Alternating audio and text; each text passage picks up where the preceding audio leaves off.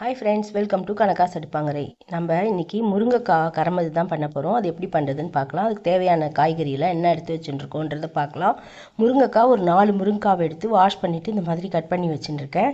சின்ன வெங்காயம் ஒரு 1/4 கிலோ அளவுக்கு எடுத்து நல்லா தோலெல்லாம் உரித்து வாஷ் பண்ணி தோல் உரித்து வச்சுருக்கேன். இதை இப்போ நம்ம கட் பண்ணிக்கணும். அந்த மாதிரி 1/4 கிலோ அளவுக்கு கத்திரிக்காய் எடுத்து வச்சுருக்கேன். 4 தக்காளி, 2 பச்சை மிளகாய் எடுத்து வச்சுருக்கேன். வேணும்னா பூண்டு போட்டுக்கலாம், வேண்டாம்னா ஸ்கிப் பண்ணிக்கலாம். நம்ம இப்போது இந்த காயெல்லாம் கட் பண்ணிவிட்டு பார்க்கலாம். வெங்காயம் தக்காளி எல்லாம் திருத்திட்டோம். இது முருங்கைக்காயும் திருத்தி வச்சாச்சு. இப்போது இதில் ஒரு டிப்ஸு சொல்கிறேன். என்னன்னு கேட்டிங்கன்னா, கத்திரிக்காய் வாங்கும்போது இந்த மாதிரி திக்காக இருக்கிற வைலட் கத்திரிக்காய் வாங்கினீங்கன்னா இதில் துளி கூட விதை இருக்காது. இந்த மாதிரி லைட்டாக வெள்ளையும் ஒயிட்டும் திக்கு இதுவும் இருந்ததுன்னா அதில் லைட்டாக இருக்கும். பெரியசுலலாம் இதில் இருக்காது. பெருசுலலாம் இந்த மாதிரி இருக்கிறத வாங்காதீங்க. இந்த மாதிரி வைலட்டாக இருக்கிறத வாங்குங்க. இப்போ நம்ம கத்திரிக்காயும் திருத்தின்ட்டு பார்க்கலாம். ஹாய் ஃப்ரெண்ட்ஸ், நம்ம இப்போ கரமது பண்ணலாமா? முருங்கைக்காய் கத்திரிக்காய் போட்டு கரமது. இந்த மாதிரி நீங்கள் கரமது பண்ணியிருக்கீங்களா அப்படின்னு கமெண்ட் பண்ணுங்க. இது ரொம்ப டேஸ்ட்டாக இருக்கும். இது தொட்டுண்டும் சாப்பிட்லாம், சாதத்தில் கலந்தும் சாப்பிட்லாம். இன்னைக்கு அதுதான் பண்ண போகிறேன். எப்படி பண்ணுறதுன்னு பார்க்கலாம். ஒரு வானம் அடுப்பில் போட்டு அதில் எண்ணெய் குத்தி வச்சுருக்கேன். எண்ணெய் நல்லா காஞ்சிடுது. அதில் இப்போ நம்ம 1 ஸ்பூன் அளவுக்கு கடுகு சேர்த்துக்கலாம். கடுகு நல்லா வெடிச்சதும் உளுத்தம்பருப்பு கடலைப்பருப்பு சேர்த்துக்கலாம். உளுத்தம்பருப்பு 1 ஸ்பூன், கடலைப்பருப்பு 1 ஸ்பூன். இது நல்லா செவக்கட்டும். இது நல்லா செவந்துட்டு இப்போ நம்ம இதுல வெங்காயத்தை போட்டுக்கலாம். வெங்காயமும் பச்சை மிளகாயும் போட்டுக்கலாம். கட் பண்ணி வச்சுட்டு சின்ன வெங்காயம் நல்லா டேஸ்டா இருக்கும். அதனால சின்ன வெங்காயத்துல பண்ணுங்க. இல்லைனாலும் பெரிய வெங்காயம் வச்சுக்கலாம், அதுவும் நல்லா இருக்கும். இப்போ இந்த வெங்காயம் நல்லா சுருள வதங்கட்டும். வெங்காயமும் பச்சை மிளகாவும் நல்லா வதங்கிடுச்சு. இப்போ இதுல ஒரு கொத்து கருவேப்பிலை போட்டுக்கலாம். பச்சை கருவேப்பிலை போட்டா நல்லா வாசனையா இருக்கும். இப்போ இதுல நம்ம கட் பண்ணி வச்சிருக்கிற தக்காளியை சேர்த்துக்கலாம்.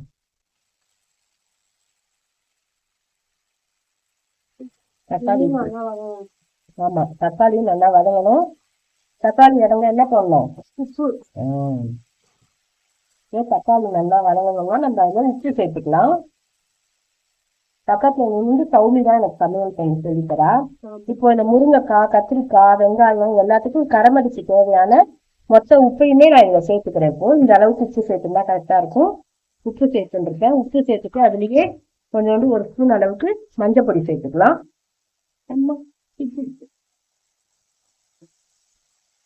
இதை நல்லா வதங்கட்டும். பார்க்கவே சூப்பரா இருக்கா? சாப்பிடவே சூப்பரா இருக்கு. இது நல்லா வதங்கிட்டும் பார்த்தேன். இப்போ நம்ம அடுத்தது இந்த பக்கம் வெண்டைக்காய் போட்டு பருப்பு போட்டு குழம்பு பண்ண போறோம். அதையும் காம்போவா பார்த்துடலாம் எப்படி பண்றதுன்ட்டு. இப்போ அதுக்கு வெண்டைக்காய, தக்காளி, பச்சை மிளகாய் திருத்தி வச்சிருக்கேன். இப்போ திறம் பாரிக்கலாம். ஃபர்ஸ்ட் 2 காஞ்ச மிளகாய் போட்டுக்கிறேன். காஞ்ச மிளகாய் போட்டு நல்லா வெடிச்சதுக்கு அப்புறம் கடுகு 1 ஸ்பூன் போட்டுக்கலாம்.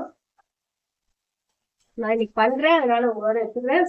ஆனா நிறைய சாம்பார்லாம் இல்லை, சாம்பார் வெரைட்டி இல்லை. அதனால நான் இன்னைக்கு சாம்பார் பொடி போட்டு தான் பண்ண போறேன். அதனால உங்களோட ஷேர் பண்ணிக்கிறேன். இப்போ கடுகு வெடிச்சிட்டு இப்போ நான் வெந்தயம் ஒரு பிஞ்சு எடுத்துருக்கேன். வெந்தயம் போட்டுக்கிறேன். சாம்பாருக்கா இருந்தாலும் சரி, வத்த குழம்பா இருந்தாலும் சரி, வெந்தயம் போட்டுட்டாதான் வாசனையா இருக்கும். வெந்தயம் எடுத்தோடனே இவ கத்துறா, இந்த பாருங்க. அதே மாதிரி 1 ஸ்பூன் அளவுக்கு பெருங்காய பொடி. பெருங்காயம் போட்டுனா நல்லா வாசனையா இருக்கும். போட்டு இருக்கேன். அதுலயே கருவேப்பிலை ஒரு கொத்து போட்டுக்கலாம். கருவேப்பிலை போட்டுக்கிட்டு நம்ம ஒரு 6 வெண்டைக்காய் திருப்பி வச்சிருக்கேன். குட்டி குட்டி வெண்டைக்காய் தான். 1 தக்காளி, 4 பச்சை மிளகாய் இதுதான் போட்டிருக்கேன். இப்போ நம்ம இதை போட்டு வதக்கிக்கலாம்.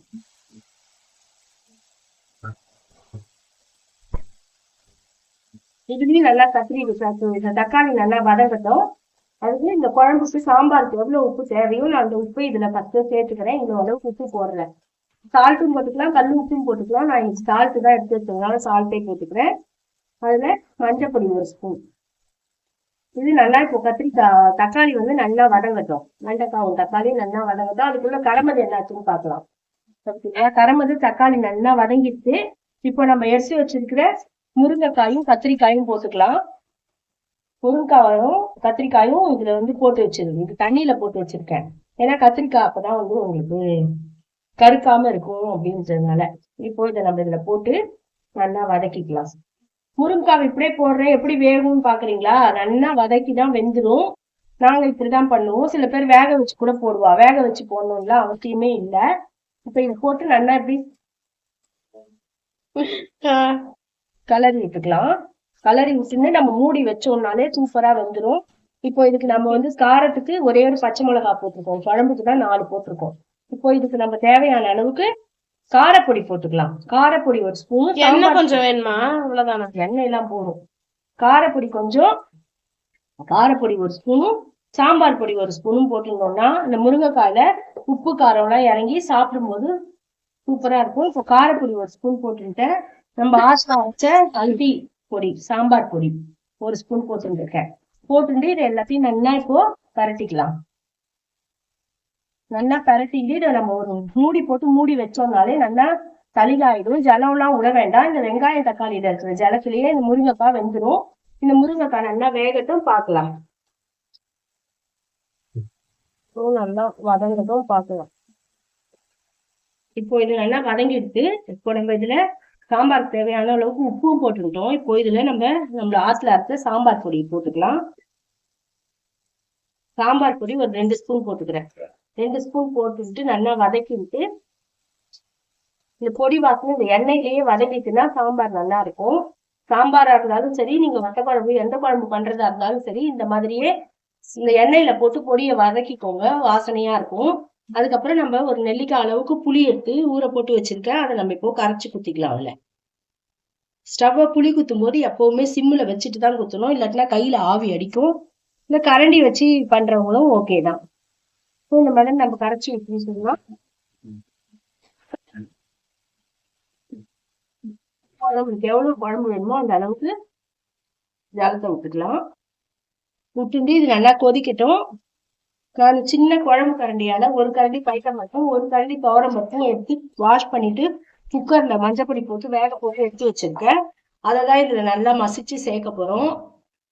இப்போ இது குழம்பு நல்லா கொதிக்கட்டும். லாஸ்ட்ல பருப்பை சேர்த்துட்டோம்னா நம்மளோட சூப்பரான வெண்டைக்காய் போட்டு பருப்பு குழம்பு சூப்பரா ரெடி ஆயிடும்.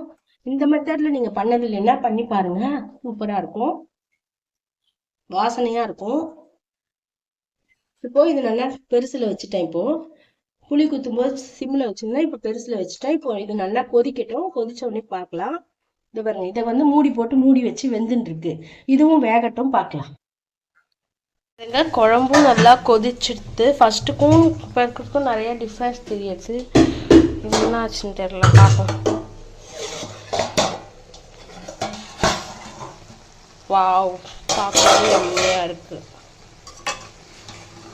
நல்லா கலரி விடு. இந்த மாதிரி மூடி போட்டு மூடிட்டோம்னாலே நம்மளுக்கு அந்த ஆவி தண்ணி பட்டு நல்லா வெந்துடும். முருங்கைக்காய் நல்லா இன்னும் கொஞ்சம் வேகணும். ஆனா ஃப்ரெஷ்ஷான முருங்கைக்காய்ன்றதுனால பசுமை மாறாம அப்படியே இருக்கு. பார்த்தீங்களா, சில முருங்கைக்காய்லாம் கலர் மாறிடும், இது மாறல, நல்லா இருக்கு. இப்போ இது இன்னும் கொஞ்சம் நல்லா தளிக ஆகட்டும். இந்த பாருங்க, வெங்காயம் தக்காளியில இருக்கிற தண்ணியே விட்டு அதுலதான் வெந்துன்னு இருக்கு. இது நல்லா வேகட்டும் பார்க்கலாம். அந்த பக்கம் பருப்பு ரெடி ஆயிடுச்சு. பார்த்தீங்களா, பருப்பு வந்து இந்த கரண்டியால ஒரு கரண்டி துவரம் பருப்பு ஒரு கரண்டி பைத்தம் பருப்பு வச்சு வாஷ் பண்ணிட்டு மஞ்சள் பொடி போட்டு வேக வச்சு நல்லா மசிச்சு வச்சிருக்கேன், சந்தனம் மட்டும். இப்போ இதை நம்ம பருப்பு குழம்புல கொட்டிட்டோம்னா சூப்பரான பருப்பு குழம்பு ரெடி ஆயிடும். வெண்டைக்காய் வெந்துருத்தான்னு பார்க்கலாம். வெந்துருத்துன்னா பருப்பை கொட்டிடலாம். பார்த்தீங்களா, நல்லா வெந்துருத்து. இப்போ நம்ம இந்த பருப்பை சேர்த்துடலாம்.